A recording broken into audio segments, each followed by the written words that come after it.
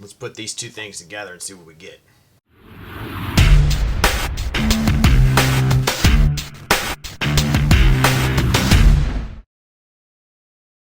Alright you guys, to be honest, I just thought this would be something pretty fun and cool looking, and I'm not exactly sure where I'm going to go with this yet, what I'm going to do with the Kronos internally, but I definitely think it would look cool to have the Alphahawk stock integrated with the Kronos.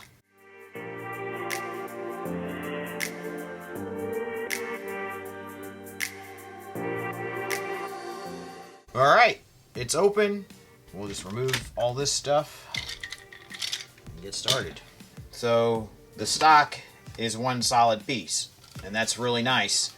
We will have to modify this somewhat.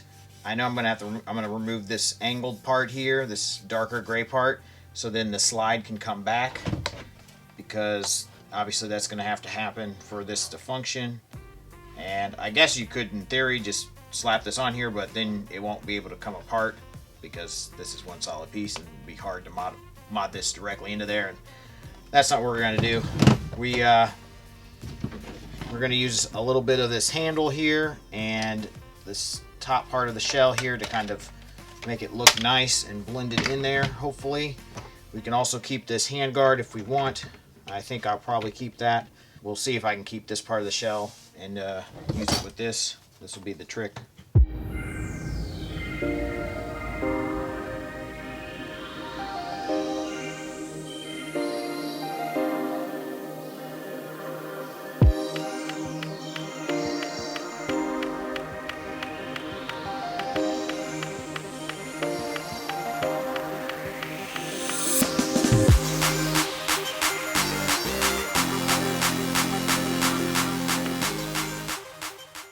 Okay, you guys, things are starting to come along. We have some choices that have been made, some choices still to be made, obviously. But I think I'm going to keep this entire grip for the most part and try to reconfigure the trigger for the Alphahawk to push up on the catch of the Kronos.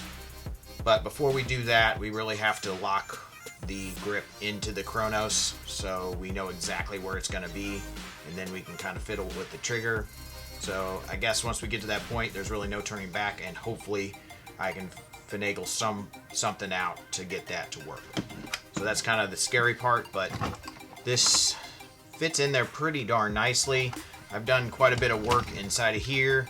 There was a nice flat ridge on the inside of the shell that I used to kind of keep this level, and using parts like that on the inside of the shell can really help you align the two shells.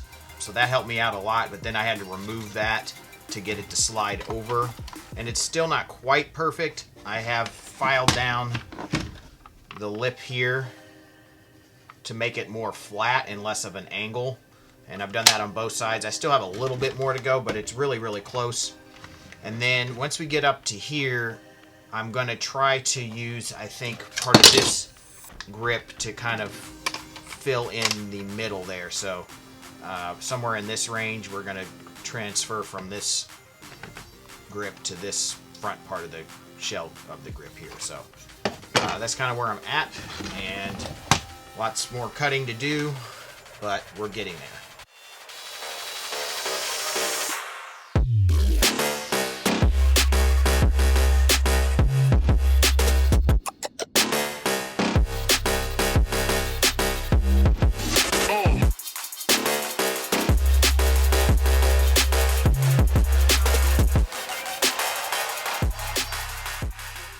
Alright you guys, well this is definitely tricky, but I have cut this out to somewhat fit into the hole here and to kind of mesh the two grips together per se, but in a very, unordinary fashion.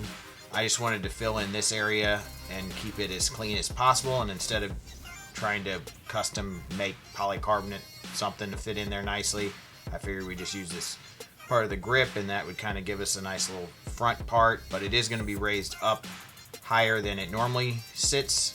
Went ahead and hot glued some toothpicks back here to give me a little bit of support to kind of hold this up, so it doesn't fall down, and then it will hopefully allow me to kind of tack this in place with some epoxy in the right spot, and then I can come back in and reinforce it from the front and back, and then we'll also have to do a little bit of gap filling and kind of blend the two shells together afterwards. But the main thing is to get this into the right spot first, and that looks really close. And then once we epoxy this, then we can kind of sand this part down and, you know, make this blend in here a little bit better, hopefully. So yeah, it's going to take some work, but you know, to make things look good, it takes some work. So hopefully that's going to work out for us. So let's go ahead and mix up some epoxy and try to tack that in place.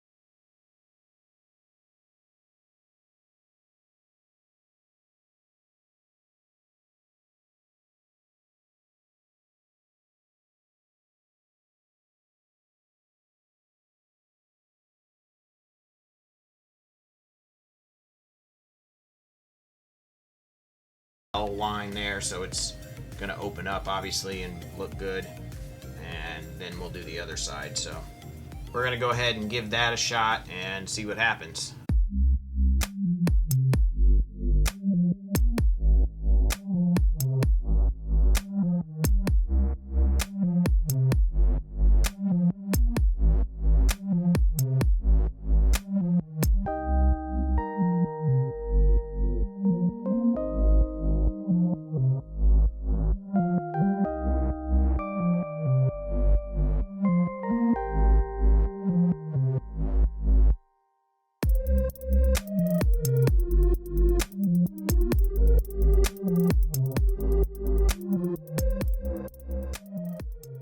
Alright, you guys, a lot of tedious, boring work has been done, but things are starting to shape up here after a lot of sanding and filing and whatnot. We got this lined up here in a nice shape, I think, so the shells are gonna kind of flow together a little bit better. But pretty much everything else has been done with polycarb. We have filled in all these spaces so it kind of sits flat, and we'll have something to epoxy the handle to the shell, and should fit there really nicely. But I think it's about time to set this guy in stone on this half, and then we can start working on the other half.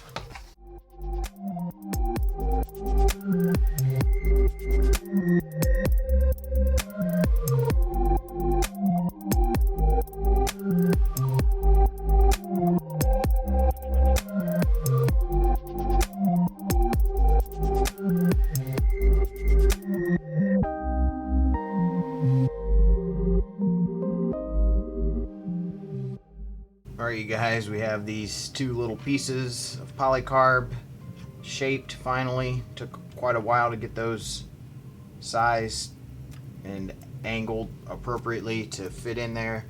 And then we can secure it to the orange and white parts, but we're not gonna obviously want to glue it to the polycarb because then you won't be able to remove the stock. So that's why it's important to kind of do this as cleanly as possible, so then we have a nice line from this to that without having to glue it, because you can't really go back and fix that later. So I'm gonna secure this, and then we will finish the cleaning up around the outside edges after we have it secured, so then it's perfectly square and there's kind of like a template outline there. We will sand down the back side of this and then go ahead and epoxy that on.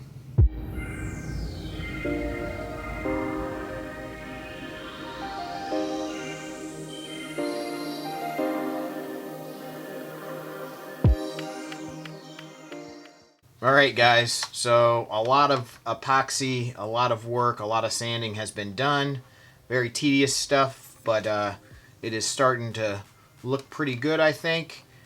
We do need to still take care of this little part right here, and I'll probably use a little epoxy putty there, and then some more touch-up, minor touch-up things, but it's really starting to come together, and so hopefully we can finish up the integration here soon, and then we can work on getting this thing functional and linking up that trigger to the catch, which I've done a little temporary work on already, and it looks like it will work, so that's good. And then we'll move on with the rest of the project, which should be a lot of fun. So let's go ahead and fill in this little area with some epoxy sculpt.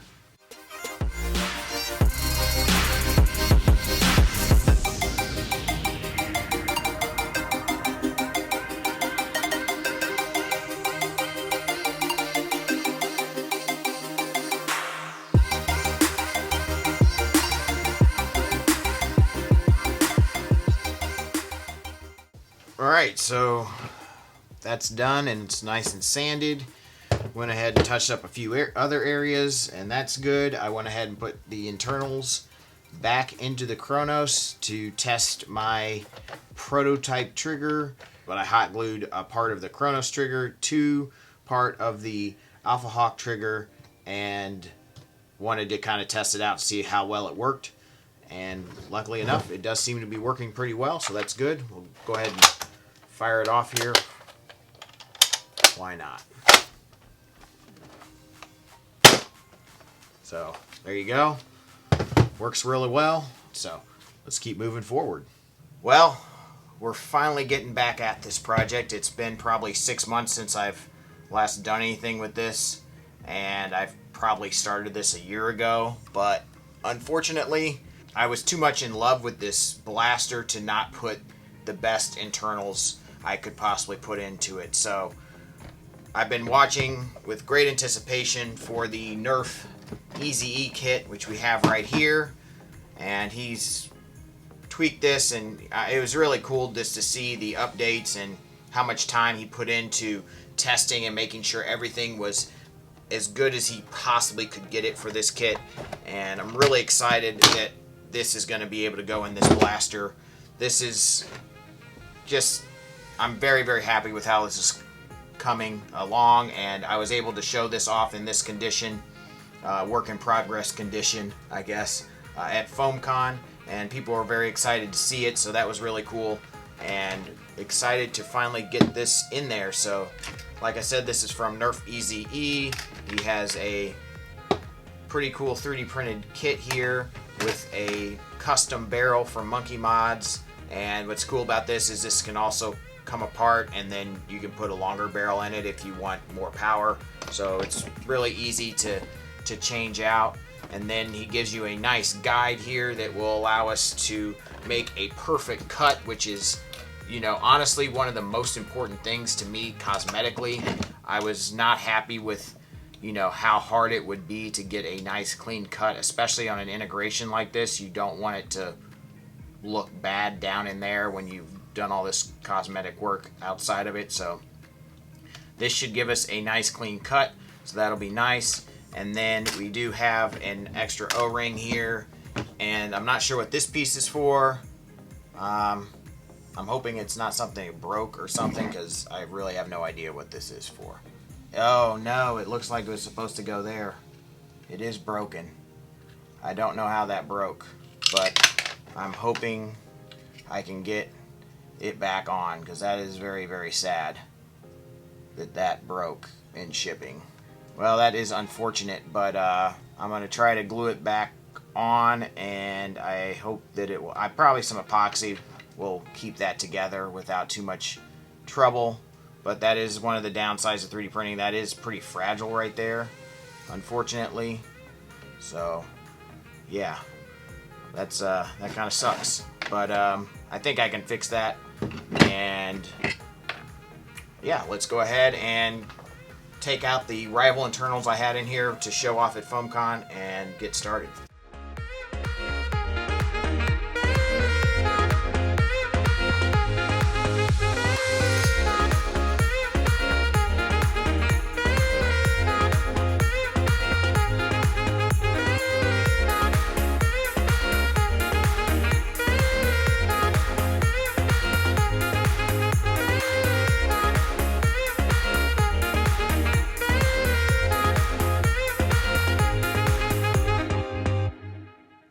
Alright you guys, so you may be able to tell that I had to use some epoxy putty because I was a complete idiot and didn't go back and watch Ezekiel's guide before doing this.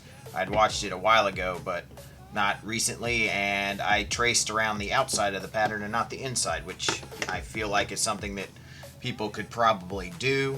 So if you do that, well, if you're watching this, don't do that, but if you have already done that, epoxy putty works well as long as you're painting the blaster.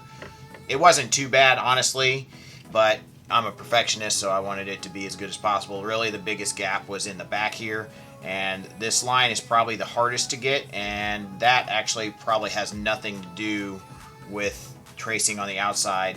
But yeah, that line right there is tricky, so I would err this way a little bit more than I did, and then sand back so to get that right, because that's the one that's going to be the most visible there. Hopefully that'll look okay. I think it will, and it's not too big of a mistake. It just cost me a lot more time. We have that epoxy on there now, so that should be okay and secure. Unfortunately that did break, but I could see that happening a lot too, with this piece kind of sticking out there if something hits it in shipping or whatnot in the box. So we've done that. That should be good.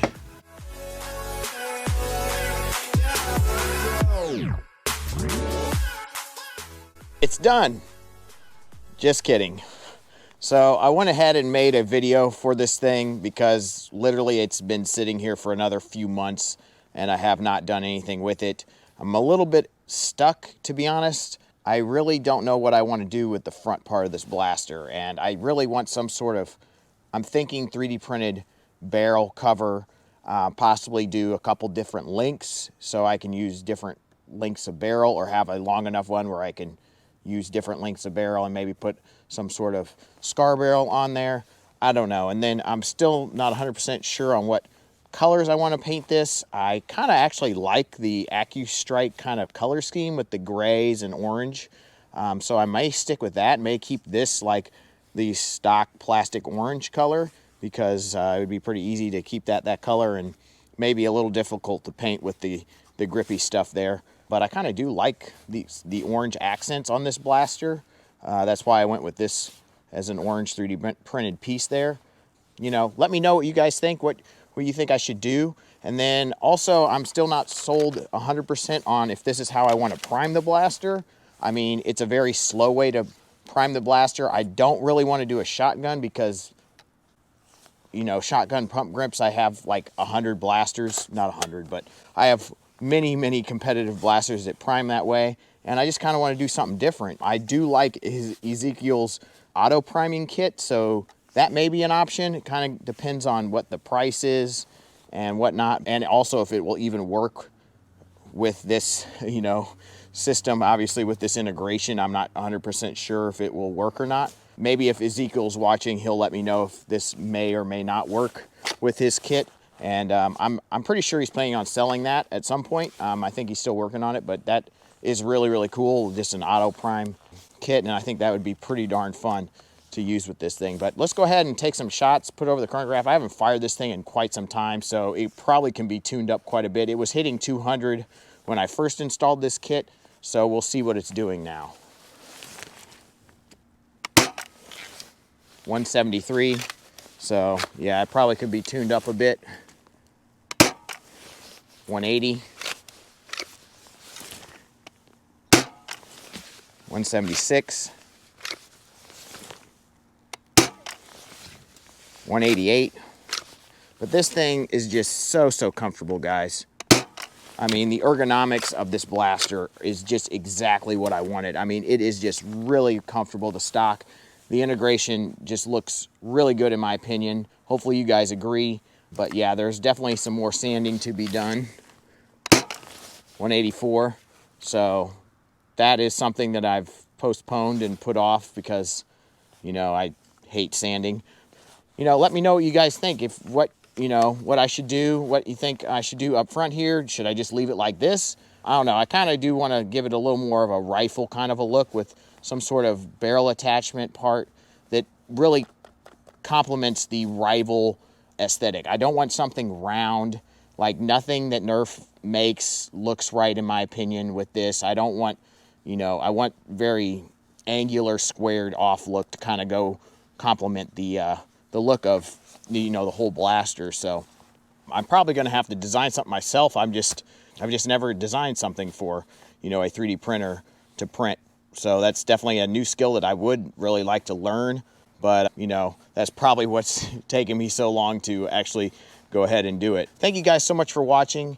If you enjoyed this video, please leave me a like. It really helps out. These videos take a lot of time to make, and obviously it takes a lot of time to build a blaster that looks like this, even to this point.